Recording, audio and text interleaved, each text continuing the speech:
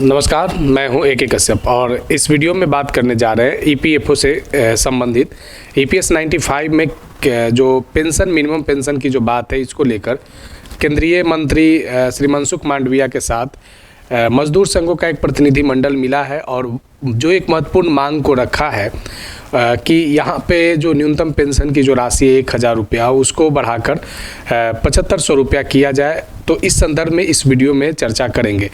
दो महत्वपूर्ण अगर एक ईपीएफ से संबंधित जिसमें लिमिट की चर्चा किया गया है, जिस पर सुप्रीम कोर्ट ने डेडलाइन भी तय किया है कि 15,000 से सीलिंग जो है सो बढ़ाकर 25,000 किया जाए, और दूसरे तरफ जो ईपीएस 95 से जुड़े हुए लोग हैं उनके लिए ये जो मिनिमम पेंशन से संबंधित जो इशू है, लगभग अगर ईपीएस 95 में अगर कुछ बदलाव होता है तो इसका फ़ायदा लगभग 80 लाख से भी ज़्यादा लोगों को मिल सकता है।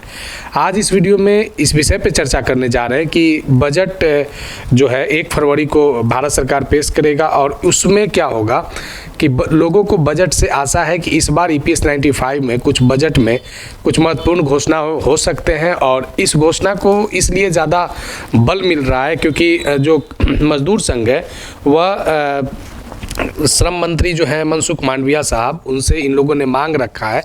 तो मांग जो रखा, डिमांड रखा, उसके लिए इनका एक सकारात्मक रुख रहा। अब आने वाले समय में इसमें क्या बदलाव होता है, क्योंकि हर बार इनका सकारात्मक रुख ही होता है। मिलता भले ही ईपीएफओ कर्मचारियों को कुछ भी नहीं है उस रेशियो से जिस रेशियो से वो मांग रहे हैं, लेकिन एक बजट जो है वो बड़ा निगाह लोग लगा देता है बजट पे कि अब बजट आएगा तो कुछ ईपीएफओ एम्प्लॉय के लिए कुछ घोषणा होगा। तो ज़रूर इस वीडियो को लास्ट तक देखिएगा। नए जुड़े तो ज़रूर चैनल को सब्सक्राइब करके बेल आइकन को ज़रूर दबा दीजिएगा। अच्छा लगेगा वीडियो तो लाइक शेयर ज़रूर कीजिएगा, सुझाव कमेंट में लिखिएगा।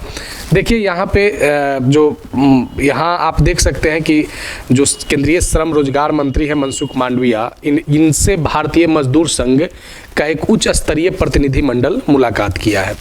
अब इस उच्च स्तरीय प्रतिनिधि मंडल ने जब मुलाकात किया तो कुछ महत्वपूर्ण बिंदुओं पर इनसे मांग रखा गया। सबसे पहला जो पॉइंट है इसमें कि न्यूनतम पेंशन का यहाँ पे मांग रखा गया। दूसरा पॉइंट है कि यहाँ पे उस मांग पर मंत्री जी का क्या आश्वासन मिला। और तीसरा एक महत्वपूर्ण कुछ जो अदर मुद्दे हैं, खास करके जो ईपीएफओ से संबंधित, जो ईपीएस 95 से संबंधित जो मुद्दे हैं, ईपीएफ से रिलेटेड भी मुद्दे हैं, तो ये सभी मुद्दों को यहाँ पे मंत्री के सामने रखा गया।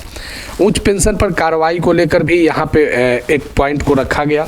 तो सबसे पहले यहाँ पे चलिए सबसे देखते हैं पहले कि न्यूनतम पेंशन की मांग को लेकर क्या यहाँ पे केंद्रीय मंत्री के सामने भारतीय मजदूर प्रतिनिधि मंडल ने अपने मांग को रखा। तो यहाँ पे देखिए ईपीएस 95 योजना के तहत 1000 की न्यूनतम पेंशन की राशि को पर्याप्त रूप से बढ़ाने की मांग की है, जो 1 दशक से अधिक समय से नहीं बढ़ाया गया है।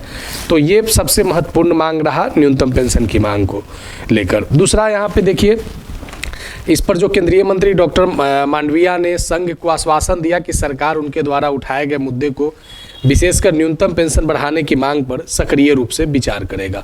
और इस बार ये जो सकारात्मक रुख है केंद्रीय मंत्री का, तो ये जो निगाह जो है अब इसी कारण लोगों को बजट पे चला गया है, क्योंकि बजट में कुछ इससे संदर्भित बातों का घोषणा हो सकता है।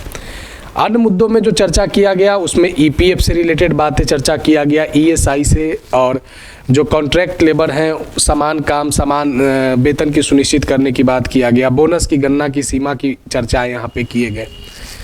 इसके अलावा एक महत्वपूर्ण जो उच्च पेंशन पर कार्रवाई को लेकर हुआ, जो हायर पेंशन के संबंधित जो मामले ईपीएफओ में पेंडिंग है उसको जल्द से निपटाने की भी यहाँ पे चर्चा मंत्री के सामने किया गया।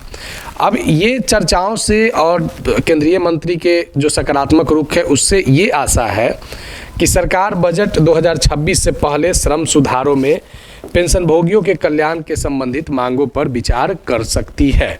अगर ऐसा होता है तो लगभग 80 लाख से ज़्यादा एम्प्लॉय को डायरेक्ट फ़ायदा जो है वो 2026 में मिलना शुरू हो जाएगा, क्योंकि 2026 में इन लोगों का बदलाव इसलिए ज़रूरी है कि दशकों से ये लोग एक मांग को लेकर एकत्रित हैं, मांग को लेकर सरकार के सामने प्रदर्शित रहते हैं, सरकार के सामने हमेशा उठाते रहते हैं। लेकिन केंद्र सरकार ने खास करके अगर ईपीएफओ संगठन से रिलेटेड अगर बात करें तो यहाँ पे इनके लिए बहुत से चीज़ों में सुधार किया जाता है, लेकिन न्यूनतम पेंशन वाली जो मुद्दा है ये बढ़ते बढ़ते रुक जाता है।